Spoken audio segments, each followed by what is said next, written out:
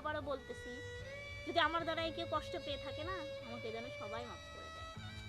হ্যাঁ, আমি অনেকের কাছে খারাপ হয়েছি, আপনারা আমাকে আমার অতীত নিয়ে এখনও কথা বলেন, অতীতের মানুষগুলোর কাছেও আমি ক্ষমা চাচ্ছি।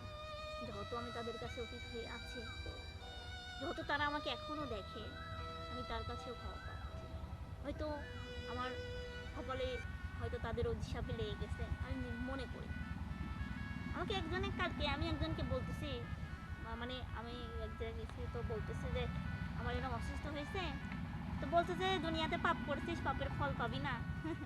আসলে আমি কি পাপ করেছি আমি নিজেই জানি না।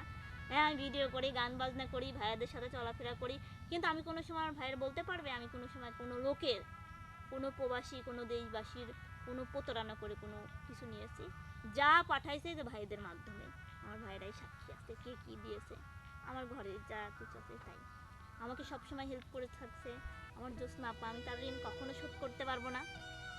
আল্লাহ যেন তাদের মতো মানুষদেরকে ভালো রাখে, যারা আমাকে ঘর বাড়ি, মানে ঘর যতটুকু জিনিসপাতি করে দিয়েছে। আমি শুধু একটা অনুরোধ করে যাব, যেহেতু আমি 3বারের কাছে যাচ্ছি, আল্লাহ চাইলে অনেক কিছু হতেও পারে।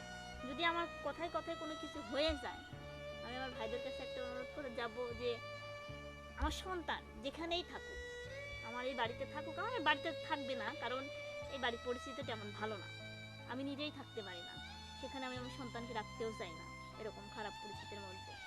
আমার সন্তান তার বাবার কাছেই থাকবে, আমি যদি না থাকি, যেখানেই থাকি না কেন আমার সন্তানকে আপনারা ভুলে দেন না। এবং আমার ভাইয়ারা তো আছে, ভাইয়াদের মাধ্যমে একবার হলেও আমার সন্তান যদি দূরেও থাকে, আমার ভাইয়ারা যেন আমার হয়ে আমার সন্তানের খোঁজ একবার করে নিয়ে আসে। এই কথাগুলো বলতে বুকের কলিজা ফেটে যাচ্ছে, তারপরে আমি বলতে বাধ্য, কারণ আমার এই বিপদের সময় আমার মানে আমি এমনই মানুষের কাছে খারাপ, মানে পাপি হয়ে গেছে আপন মানুষদের কাছে। একটা মানুষ এসে বললো না আমি 3বার ওটিতে কেন যাচ্ছি, আমাকে একটা মানুষ এসে বললো না যে তোর কি হয়েছে, কি সমস্যা, তোর ঠিক হয়ে যাবে, কিন্তু পর আমাকে কিন্তু ভরসা ঠিকই দিচ্ছে। আমি আমার সন্তানকে চরম ভালোবাসি। আমার বাপ নেই, আমার বাপ থেকেও নেই, আমার বাপ কোনোদিনও, আমার 2 অপারেশন হয়েছে, কোনোদিনও আমার বাপ বেঁচেই আছে দুনিয়াতে, কোনোদিনও যাই বললো না যে আমার মেয়ে কেমন আছে। আমি মরে গেলেও আমার খাট ধরবে না সে আমি জানি, কিন্তু আমার ভাইদের কাছে আমি পুরো ঋণী। দেখেন, মানে আমি কথা বলতেছি, আমি কিন্তু ঠিকই হাসতেছি, কিন্তু আমার ভাইয়া ঠিকই, আসলে আমি আমার ভাইয়াদের কাছে কোনো খারাপ কাজ কোনোদিন করিনি, কোনোদিন মিথ্যা কথাও বলিনি, যেটা বলেছি সত্যি কথা সবসময় বলছি। আমার ভাইয়াদের সাথে আমার 5 বছর চলাফেরা, আমার আপন মানুষের চাই থেকে আমার ভাইয়ারা আমাকে চেনে এবং আমার ভাবিরা আমাকে চেনে। আমি আমার ভাবিদের সাথে কীরকম করে কথা বলি, আমি গেলে পরে আমার ভাবিরা মনে হয় আমার তার, মানে আপন ননদ যেরকম গেলে ভালোবাসে না, সেরকম। যেমন মামুন ভাইয়ের বউ আছে, মানে আমাকে কি দিবে না দিবে, কি খাইতে দিবে, কামরুল ভাইয়ের বউ আছে, কি খাইতে দিবে না, মানে কি খাইলে আমি একটু হাসি মুখে থাকবো, ফোন দিলে পরে চিন্তা করো না কোনো সমস্যা হবে না, আল্লাহ ভরসা। কিন্তু আমি আমার আপন মানুষদের কাছে সাপোর্ট পাই, কিন্তু আমি যাদের কাছে গিয়েছি, যাই হোক আমার জীবনটা এভাবেই ধাক্কায় ধাক্কায় বেঁচে আছে। মৃত্যুর কাছ থেকে আমি ফিরে আসি, মানুষ আমাকে মানে শেষ করে দেওয়ার জন্য চেষ্টা করেছিল। যাই হোক সব কিছুই আমার ভাইয়ারা পাশে ছিল এবং আমি আশা করি পাশে থাকবে। আর আমার যদি কথার কথা কিছু হয়ে যায়, আমার সন্তানকে যেন তারা দেখে রাখে, একবার হলেও আমার হয়ে খোঁজ নেবে। কারণ আমার কিছু হলে আলিফ কখনো এখানে থাকবে না, কারণ আলিফ আমার জন্যই এখানে অত্যাচার সহ্য করে থাকে। যেখানে আমি থাকবো না সেখানে তো সে তার সন্তানকে কখনোই রাখবে না। আমার শাশুড়ির একই কথা, যে ওর কিছু, সেদিনকে যে আমার কয়েকদিন আগে কিডনি ব্যথা করলো, ভাই আমি আপনাকে বললাম না, মানে ভিডিওতেই মনে বলছিলাম, তো আমার শাশুড়ি বলতেছে কি, লতাকে আমি একটা কিডনি দেবো আর হচ্ছে লতার মা একটা কিডনি দেবো, আমরা 3জন একসাথে যে কয়জনই হোক বেঁচে থাকি। তা আলিফ করছে যে তুই কিডনি দেবো ঠিক আছে, কিন্তু লতার মা যদি কিডনি দেয় তাহলে লতার বোনের সালে কিরা দেখছিনি, কারণ আমার মা একটু আমার বোনের ছেলেকে বেশি সাপোর্ট করে বা ভালোবাসে, এই জন্য কথাটা উঠছে। তাহলে মনে রাখেন যে একটা শাশুড়ির কতটা আপন হলে সেই শাশুড়ি বলতে পারে যে আমি একটা কিডনি দিব, নিজে মুখ দিয়ে আমাকে বলতেছে। আমি বলতেছি না মা, আমার এত ভাগ্য হয় নাই যে আপনার কিডনি নেওয়ার বেঁচে থাকা লাগবে, আমার কিডনি কিছু হয়নি। বলছে না, যদি কিছু হয় তাহলে আমি সত্যিই দিব।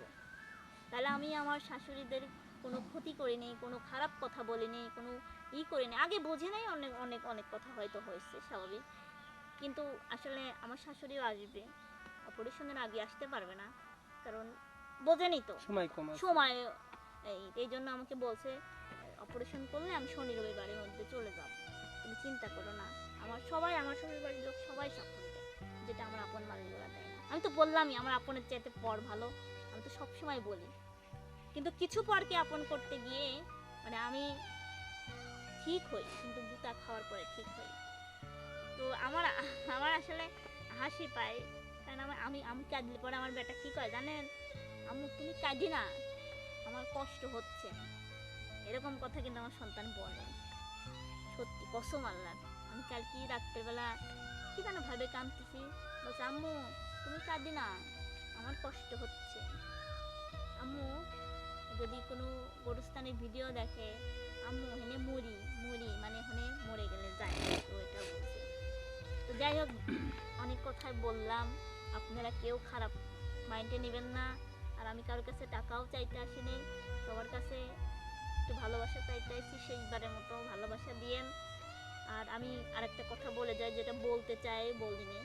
আমি যদি না থাকি, আমি যদি নাই থাকি, তাহলে আমার চ্যানেল বা আমার ভিডিও, আমার টিকটক, আমার যেখানেই যেই ভিডিও আছে না কেন, আমি দয়া করে ভাইয়াকে বলে যাচ্ছি সামনে রেখে, যেন আমার ভিডিওগুলো ডিলিট করে দেয়।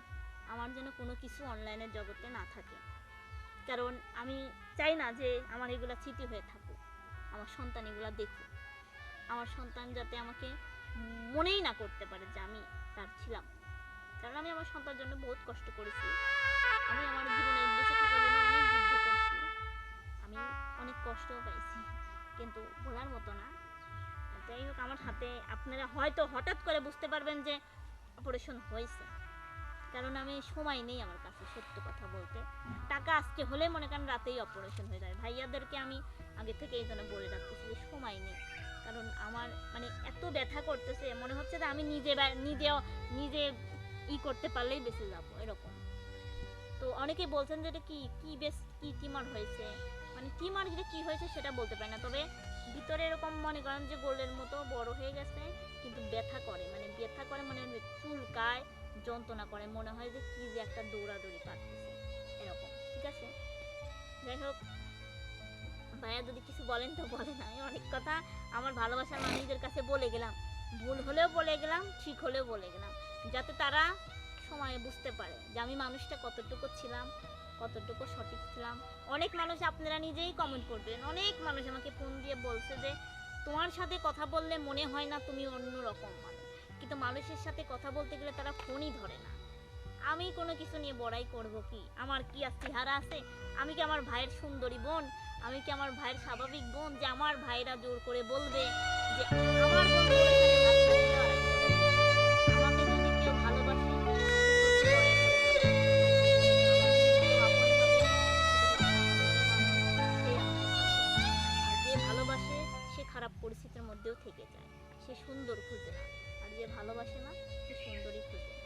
ঠিক আছে, আমি যদি এতই খারাপ হতাম, তাহলে এই যে কত মানুষ আমাকে ছেড়ে চলে গেল, কত মানুষ কত বাহানা মিথ্যা কথা অপবাদ দিল, কত কি করলো, আমাকে ফকিন্নিও বলেছিল।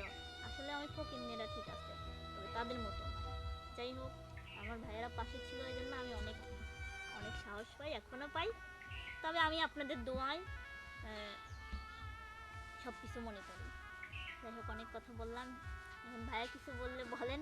আপনি তো মনে করেন যে আমি নাই মরতি কান্না করতে চান, তাহলে মরে গেলে কি কান্না করবে নি, সেই কথা কন আগে।